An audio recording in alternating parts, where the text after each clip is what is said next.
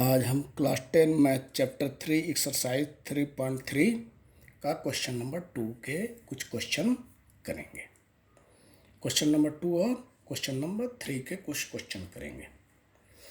ठीक है, तो क्वेश्चन नंबर टू का क्या है? दो समीकरण दिया हुआ है, 2x + 3y बराबर 11 और 2x - 4y बराबर -24 को हल कीजिए और इसमें यम का वह मान ज्ञात कीजिए जिसके लिए y बराबर mx + c। आपको क्या करना है, इन दोनों में से आपको ये x और y का मान निकालना है प्रतिस्थापन विधि द्वारा। अगर नहीं दिया है तो प्रतिस्थापन विधि द्वारा निकालते हैं। ठीक है, और फिर उन मानों को इसमें रख देंगे। चलिए करते हैं इसको। 2x + 3y बराबर 11, ये है समीकरण इक्वेशन 1। और 2x - 4y बराबर -24, ये है आपका इक्वेशन 2। ठीक है, इक्वेशन 1 से क्या करेंगे, x का मान निकालेंगे। तो 2x + 3y बराबर 11, तो 2x बराबर 11 - 3y, तो x बराबर 11 - 3y/2। ये इंटू है तो इधर आकर के डिवाइड हो जाएगा। ठीक है, अब इस मान को समीकरण 2 में रखने पर समीकरण 2 में x बराबर 11 - 3y/2 रखने पर, तो ठीक है, इसमें रख देते हैं। 2 × 11 - 3y/2 -4y बराबर -24। अब देखिए, ये 2 से ये 2 कट जाएगा, तो 11 - 3y -4y बराबर -24। तो ये हो जाएगा -7y, और ये प्लस है तो इधर जाकर के माइनस हो जाएगा, तो -24 - 11, तो ये हो जाएगा आपका 35 -35 - 7y। तो y बराबर क्या हो जाएगा, -35 बटे -7, माइनस माइनस प्लस हो जाएगा, और ये हो जाएगा 7 × 5 = 35, हो गया 5। ठीक है, अब क्या करेंगे, यहाँ से ये y का मान 1 में रखते हैं, 1 या 2 किसी में रखते हैं। तो समीकरण 1 में y बराबर 5 रखने पर, ये आपका एक आंसर हो गया, y का मान निकल गया। तो रखते हैं 2x + 3 × 5 बराबर 11, तो 2x + 15 बराबर 11, तो 2x बराबर 11 - 15, ये हो जाएगा आपका -4। तो 2x बराबर -4, तो x बराबर क्या हो जाएगा, -4/2, और वो हो जाएगा -2। तो आपको ये और ये 2 मिल गए। ठीक, y बराबर 5 और x बराबर -2। अब क्या करेंगे, अब यहाँ लिखेंगे हम ये y = mx + 3, इसको समीकरण 3 मान लीजिए। तो लिखेंगे समीकरण 3 में x और y का मान रखने पर, तो y का मान कितना है, 5, m और x का मान कितना है, -2 + 3, तो ये हो जाएगा आपका -m2m, चाहे m2, कोई दिक्कत नहीं है। ये हो जाएगा इधर 5, और ये हो जाएगा -3 इधर जाएगा, तो इसको उलट देते हैं। चलो कोई दिक्कत नहीं है, ये m × 2 है ना, ये है आपका +2। ठीक है, तो m बराबर कितना आया, +2/-2, तो ये हो जाएगा -1। m की वैल्यू कितनी आई, -1। ठीक है, m की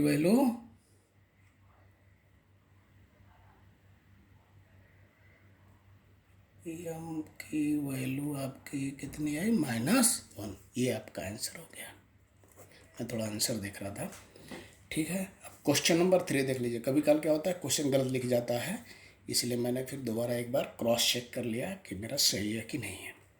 अब देखिए क्वेश्चन नंबर 3, निम्न समस्याओं में रैखिक समीकरण युग्म बनाइए और उनके, पहली बात आपको हमेशा ये ध्यान रखना होगा कि हम नियम से लगाएं। आंसर नहीं भी आएगा तो कोई बात नहीं है, लेकिन हम अगर नियम से लगाएंगे तो आपको नंबर मिलेंगे।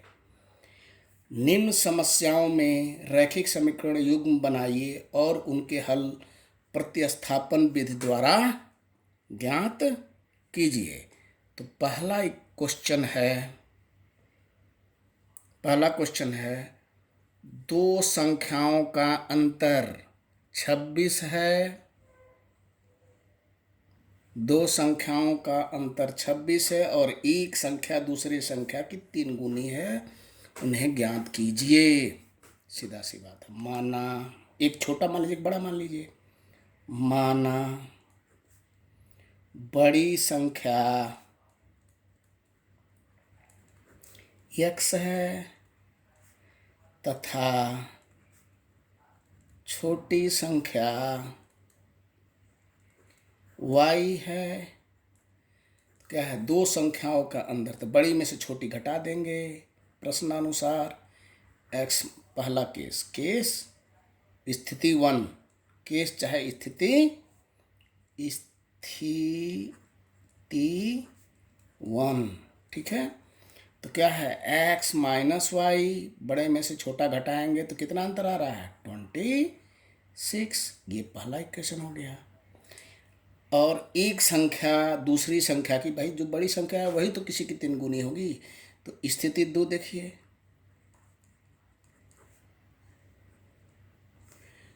मान लीजिए ये बड़ी संख्या है, ये बराबर तब होगी जब ये 3 से यहाँ गुणा कर दीजिए।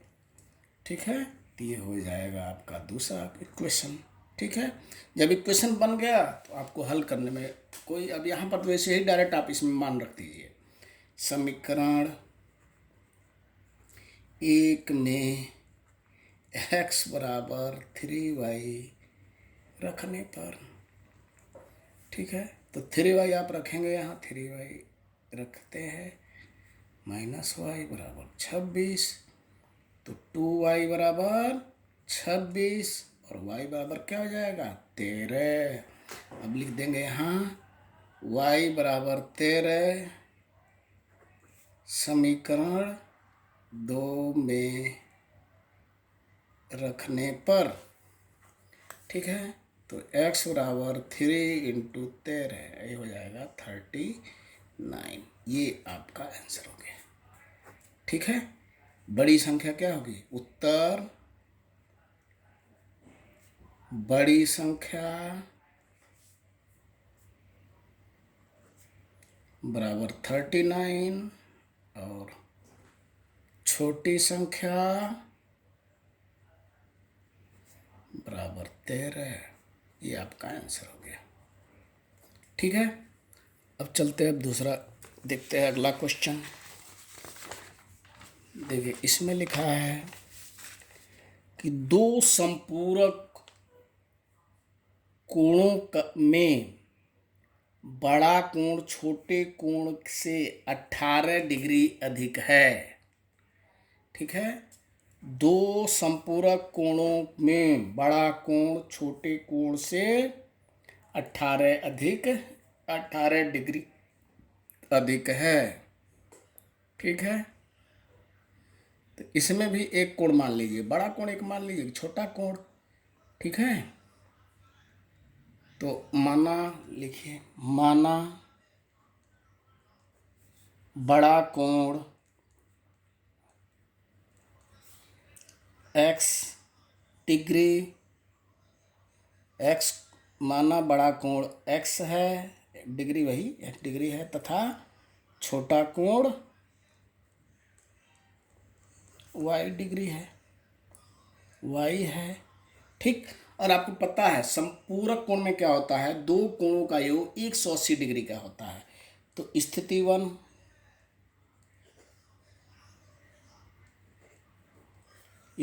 वन क्या होगा, दो संपूरक कोण है ना, x प्लस वाई बराबर कितना होता है 180 डिग्री। दोनों कोणों का योग कितना होता है, क्योंकि ये संपूरक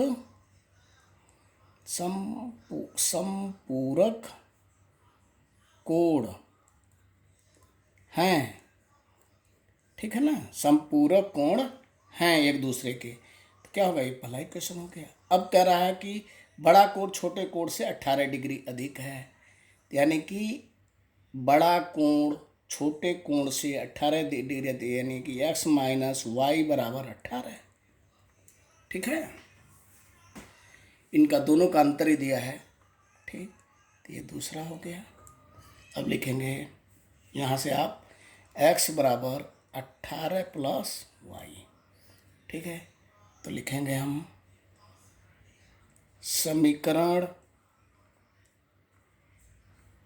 1 में, हम कह नहीं, दोनों में से कोई भी आप ले सकते हैं। इससे x की वैल्यू इसमें डाल दीजिए, इससे x की वैल्यू इसमें डाल दीजिए, चाहे इसकी y की, कुछ भी हम कर सकते हैं। समीकरण 1 में x बराबर 18 प्लस वाई रखने पर, ठीक है, तो 18 प्लस वाई बराबर 180। तो 18 प्लस 2y बराबर 180। तो 2y बराबर 180 माइनस 18, तो ये कितना हो जाएगा, 10 में से 8 जा 2, 7 में से 1 जा 6, 1। तो 2y बराबर 162। तो y बराबर 162/2। तो 2 8 16, 2 का 2। तो y बराबर कितना आया, 81। ये आपको पहला मिल गया, 81 डिग्री। ठीक है, अब लिखिए यहाँ समीकरण 1 में y बराबर 81 रखने पर, ठीक है, तो x प्लस 81 बराबर 180। तो x बराबर 180 माइनस 81, और ये हो जाएगा आपका 99। ठीक है, तो आंसर हो जाएगा बड़ा कोण 99 डिग्री और छोटा कोण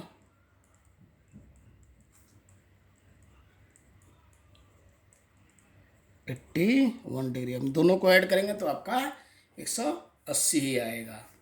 अब चलिए क्वेश्चन नंबर 4 है, ये 2 है, ये 4 है। अच्छा 2, ठीक है, ये 2 है, 4 है, 3 हमने नहीं लिया है। ये थोड़ा सा भारी, ये थोड़ा सा डिफिकल्ट है, इसीलिए हमने लिया है। एक नगर में टैक्सी के भाड़े में एक नियत भाड़े का अतिरिक्त चली गई दूरी पर भाड़ा सम्मिलित किया जाता है। 10 किलोमीटर दूरी के लिए 105 रुपया तथा 15 किलोमीटर दूरी के लिए कितना है, 155 रुपया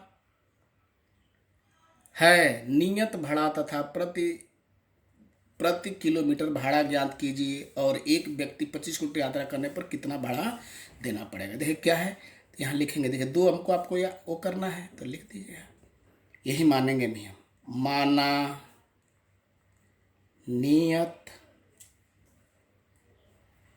नियत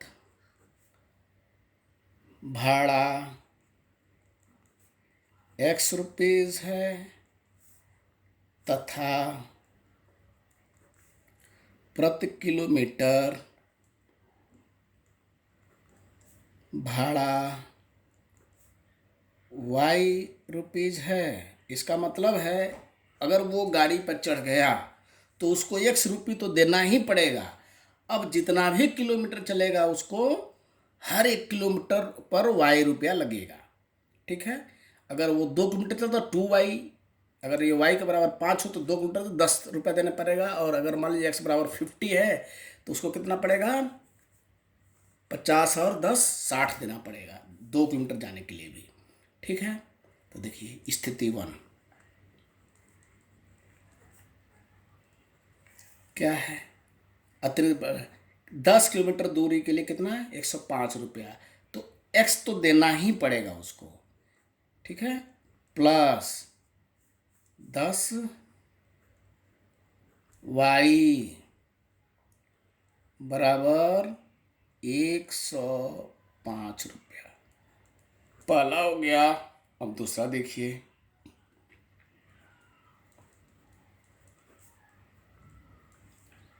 स्थिति 2 क्या है, x तो देना ही पड़ेगा और कितने किलोमीटर चला वो, 25 किलोमीटर, तो यानी कि 25y। समझ गए, 25y बराबर 155। ये हो गया दूसरा समीकरण। ठीक। अब सीधा सा है, या तो इसका मान इसमें लाकर रख दीजिए, चाहे इसका बाद यहाँ से पहले पहला समीकरण देखिए, x प्लस 10y बराबर 105। तो x बराबर क्या हो जाएगा, 105 माइनस 10y। यहाँ लिखेंगे समीकरण 2 में x बराबर 105 माइनस 10y रखने पर। ठीक है। तो रख देते हैं किसमें, समीकरण 2 में ना। तो x की जगह पर 105 माइनस 10y प्लस 25y बराबर 155। तो ये हो जाएगा 105, अब माइनस 10 ये हो जाएगा प्लस 15y बराबर 155।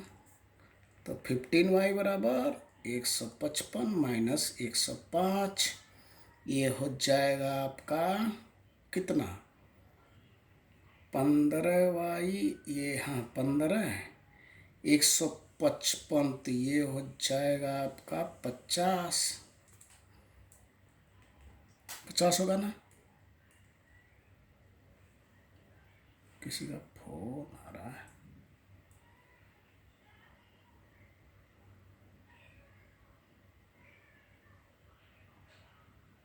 ठीक है।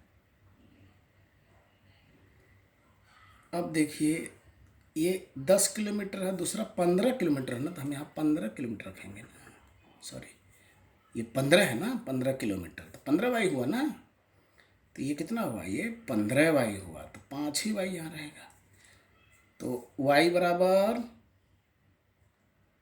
5, कितना हो जाएगा, 10। ठीक है। तो y बराबर ₹10। वाई हमने क्या माना, प्रति किलोमीटर भाड़ा कितना आया, ₹10। अब हम नियत वाला भी निकालेंगे, किसी में रख देते हैं। समीकरण 1 में y बराबर 10 रखने पर, तो x प्लस 10 गुणे 10 बराबर 105। तो x बराबर x plus 100 is equal to 105। तो x बराबर कितना हो जाएगा, ₹5। कितना होगा,